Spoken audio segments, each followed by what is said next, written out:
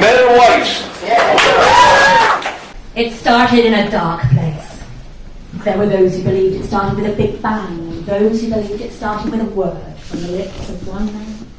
But the truth was, it started underground. It started the way all things start to grow. It started in a dark place in the harsh depths of winter. It started with a seed bomb. It started under the ground, in the graves of Palestinians, in the rubble that remained of a town, in the eyes of a woman covered by a burqa. It started in a dark place.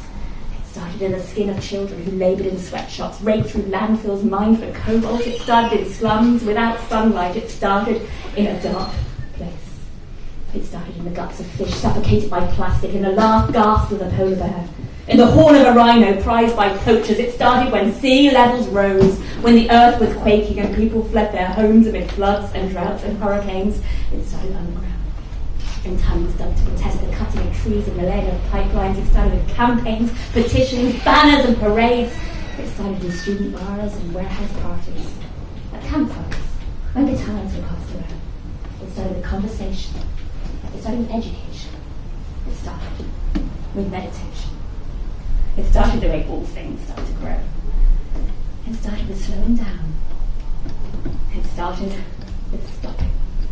It started when we stopped pushing forward and pulled back into the earth. It started a cycle of rebirth when the trees had shed their leaves and people stopped believing in eternal growth. It started with letting go of greed, with letting there be winter so that seeds could sprout again. It started in a dark place. It started in barren soil, in former carbon sinks where forests were clear felled, in arid desert scrubs where nomads dwelled. It started in the ears of those who could hear the whispers of water, in the stories told to their daughters. It started with listening to the moon. It started in silence.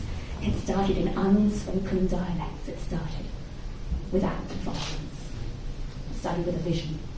When mankind was asleep, it started creeping into dreamtime and wrapping around our feet with the tenacity of bindweed. It started to unite us, to rewrite the pathology learnt in our childhood. It started a new mythology, a new awareness that the biosphere is shared. People started to care. They started to look for solutions.